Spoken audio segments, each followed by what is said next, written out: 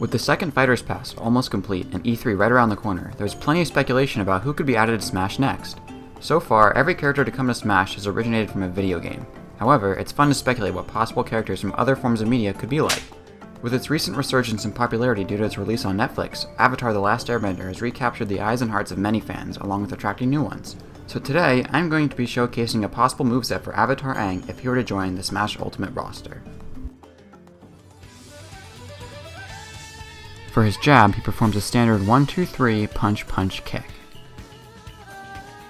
For his forward tilt, he swings his glider staff across his body in a similar motion to Byleth's F tilt. For his up tilt, he spins his glider staff above his head, similarly to Palutena's up tilt. For his down tilt, he pokes his glider staff at the ground, kind of like Lucina's down tilt. For his dash attack, he performs a long lunging kick in a similar fashion to Min Min. For his forward smash, he leans in, producing a strong bout of air from his palms in a similar motion to Lucario's F smash, but instead of launching you with aura, he sends you flying with a disjointed gust of wind. For his up smash, he produces a strong, tornado-like column of air above his head, with a similar range to Byleth's up smash.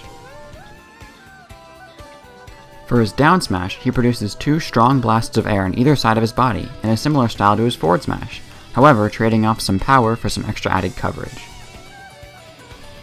For his neutral air, he performs the standard aerial kick that many other fighters have, including Mii Brawler, Fox, and Mario. For his forward air, he launches forward a small ball of air, while also giving him some backwards momentum, in a similar function to Mii Gunner's forward air. For his back air, he performs a two-legged dropkick in a similar fashion to Luigi's back air. However, Aang's back air gives him some forwards momentum, kind of like Rob's or Corrin's back air. It also has a small air hitbox at the end of his feet. For his up air, he performs a simple front flipping kick, similarly to Falco's up air. And for his down air, he performs a straight-legged stall and fall in a similar motion to Greninja's. His down air will have a spike hitbox at the start of the move, as well as a landing wind box, kind of like Toon Link's down air.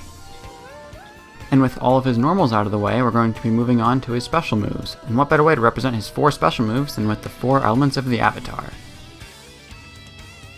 For his neutral special, he rapidly shoots out fireballs from his fists, as demonstrated here by Korra and her trading partners.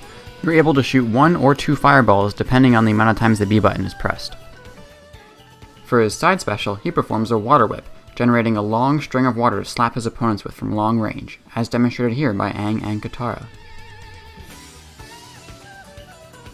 For his down special, Aang stomps into the ground, creating a large spike of rock. The longer the B button is held for, the taller and stronger the spike will be.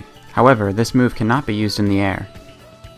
And lastly, you guessed it, he uses his glider for his up special. I imagine he propels himself with a gust of air, sending him far and fast, with a variety of angles, such like Pit's up B, but with extra mid-flight mobility similarly to Steve's glide. And with his core moveset complete, only a few things remain. Next up are his taunts. First up, we have his air scooter. What better way to represent Aang and his personality than by an airbending technique that he invented himself? Next up, I believe we have the perfect taunt for Aang. His air marbles are funny and simple, and I believe truly capture Aang's goofy personality. Even though Aang is known for his goofy personality, we all know he can be serious when he needs to be, so I imagine his last taunt being him driving his staff into the ground to intimidate his opponents. Now with all of the taunts done, that leaves us with one last move, his final smash. And what better ability to represent Aang's most powerful move than the Avatar state? For his final smash, Aang will enter the Avatar state, conjuring up all 4 elements into his signature ball shape. I imagine his final smash functioning in a similar way to Pikachu's final smash, where he'll scoop up opponents with the initial attack radius, rack up damage by throwing stones, fire, water, and blasts of air at his opponents, and then launching them to the blast zone, the ultimate explosion. So those are all of Aang's moves, but Smash is much more than what your character can do in a vacuum. Movement is crucial for any character's gameplay, so if you're into the nerd stuff like I am, I'll be going into some of Aang's base stats to give you a sense of his movement in-game and how he'll function overall as a complete character. He would have a similar airspeed to Chrom, a similar fall speed to Zelda, a similar fast fall speed to Lucario, a similar jump height to Zero Suit Samus, a similar weight to Falco, a similar run speed to Mewtwo, and a similar grab range to Wolf. So that was all kind of quick, but what does it even mean? Basically, Aang has really good movement. He has a top airspeed and jump height in the game, giving him incredible air mobility. He also has a slow fall speed but a high fast fall speed. This is because Aang can be floaty when he wants, but also can land very quickly without a problem, as we know airbenders brace their falls with air. He also has a very solid dash speed, but is kind of light obviously since he's a 12-year-old boy, and also has a below average grab range since he only has his little human arms to grab with. To summarize, Aang is an overall well-balanced fighter, with his strong suit being his movement.